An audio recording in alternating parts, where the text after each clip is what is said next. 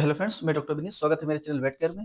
Friends, आज इस video में हम बात करने वाले हैं एफएमडी के बारे में। पहले भी हमने एफएमडी पे बात की है, लेकिन एफएमडी इस समय बहुत ज़्यादा जो है वो फैल रही है। कई सारे केसेस रोज़ देखने को मिल रहे हैं। तो एफएमडी यानी कि जो फूड एंड माउथ डिजीज़ है, जिसे हम खुरपका-मुंहपका बीमारी बोलते हैं, उसके बारे में हम मेनली इस वीडियो में यह देखेंगे कि बिना इंजेक्शंस से, यानी कि जो इंजेक्शंस को बिना लगाए हुए हम एफएमडी को कैसे कवर करें, यानी कि बोलस से और भी जो मैनेजमेंट है, उनको हम जो है यूज़ करके कैसे एफएमडी को कंट्रोल करते हैं, कैसे एफएमडी को सही करते हैं।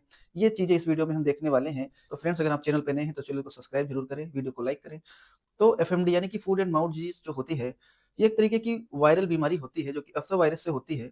तो ये वायरस बीमारी है, तो वायरस बीमारी में हम मोस्टली देखते हैं कि हमें जो ट्रीटमेंट करना होता है वो सिम्प्टोमेटिक ट्रीटमेंट करना होता है, यानी सिम्पटम्स के अनुसार। हमें क्या सिम्पटम्स देखने को मिल रहे हैं, यानी हमें क्या लक्षण देखने को मिल रहे हैं एनिमल में, उन्हीं लक्षणों के हिसाब से हम इसका ट्रीटमेंट करते हैं। तो जो एफएमडी होता है, एफएमडी के केस में हम देखते हैं कि जो एनिमल्स का जो मुँह है, यानी जो ओरल कैविटी है, उसमें जो है वो स्कल्स देखने को मिलते हैं, ब्लिस्टर्स देखने को मिलते हैं, वो गम्स में होते हैं और जिब में होते हैं। और पैरों में हम देखते हैं कि जो इंटरडिस्टल स्पेस होता है, यानी खुरों के बीच में जो स्पेस होता है, वहाँ पे घाव हो जाता है। पीछे साइड से खुरों में घाव हो जाता है। ये सारी चीज़ें हमें देखने को मिलती हैं। तो और साथ में बात करते हैं कि इसमें जो है वो पायरेक्सिया की कंडीशन देखने को मिलती है, यानी कि पशु में फीवर देखने को मिलता है और जो एक्सेस सलाइवेशन देखने को मिलता है, पशु लार टपकाता रहता है क्योंकि उसके अल्सर होते हैं मुँह में। तो फीवर के केस में आप एक तरीके की जो है वो एंटीपायरेटिक यूज़ करते हैं। तो अगर बोलस के फॉर्म में इस वीडियो में हम देख रहे हैं, तो बोलस के फॉर्म में हम बात करते हैं, जो कि आपके डॉक्टर आपको दे सकते हैं, वो है मेलॉक्सिकेम प्लस।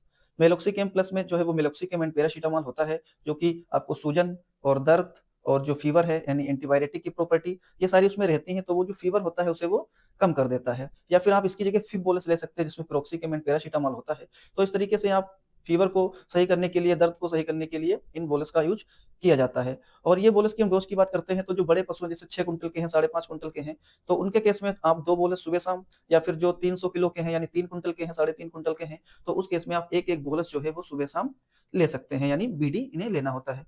और साथ में हम बात करते हैं कि जो एनिमल्स उसमें एनोरेक्सिया में चला जाता है, वो चारा-पानी छोड़ देता है, तो उस केस में हम उसे ऐसे बोलस देते हैं, जैसे कि जिसमें विटामिन्स होते हैं, अमीनो एसिड्स होते हैं और साथ में उसमें प्रीबायोटिक्स होते हैं। ये सारी चीज़ें उसमें देखने को मिलती हैं, जैसे कि जो मार्केट में जो है वो ईज़िली मिल जाता है bio boost. Bio boost bolus जो होता है, इसे हम 2 बोलस सुबह और 2 बोलस शाम को यूज़ करते हैं, तो इससे क्या है, वो एनोरेक्सिया की कंडीशन और जो मिनरल्स और जो विटामिन्स चाहिए होती हैं, वो उसे मिलती रहती हैं।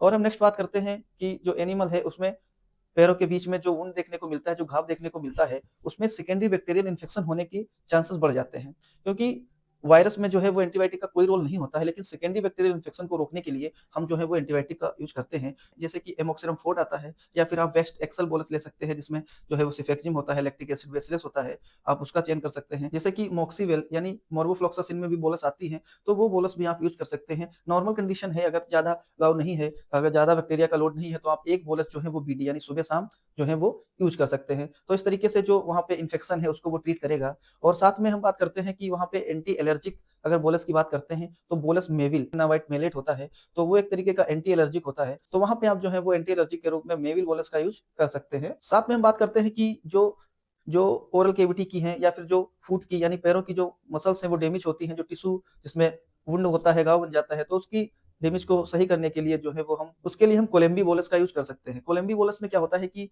इसमें जो है वो टिश्यू रिपेयरिंग प्रॉपर्टीज़ होती हैं। जो टिश्यू है उससे वो रिजेनरेट करता है और वहाँ पे हीलिंग कराता है। तो उस केस में जो है वहाँ पे इस बोलस का यूज़ करते हैं, तो हमें रिजल्ट अच्छे देखने को मिलते हैं और फास्टर रिकवरी देखने को मिलती है वहाँ पे जो घाव हो जाता है उसमें। तो आप जो है वो कोलम्बी बोलस का यूज़ कर सकते हैं। ये बोलस आपको सुबह 2 बोलस शाम को यूज़ करने हैं, यानी इन्हें भी आपको बीडी यूज़ करनी है। और ये सारी मेडिसिन जो है आपको एक डॉक्टर से जो है वो प्रिस्क्रिप्शन पर ही यूज़ करनी है, खुद से नहीं यूज़ करनी है। क्योंकि मैं इसलिए आपको बता रहा हूँ, क्योंकि बोलस देना आसान है कंपेयर टू इंजेक्शन। इंजेक्शंस आप एक बार दे चुके हैं या नहीं दिए हैं, या कोई पशु चिकित्सक वहाँ नहीं है, तो आप किसी पशु चिकित्सक से मिल के ये दवाइयाँ लिखवा के अगर आप मार्केट से लाते हैं, तो आप जैसा कि वो बताते हैं, तो आप अपने पशुओं को दे सकते हैं। साथ में जो पैरों में घाव हो जाता है, उसको ट्रीट करने के लिए, इन्फेक्शन सही करने के लिए हम जो है पोटेशियम परमैंगनेट, यानी कि जिसे हम लाल दवा बोलते हैं, उसको हम मार्केट से ले आते हैं और थोड़ी-सी वो दवा डालनी रहती है, 1% का सॉल्यूशन बना लेते हैं।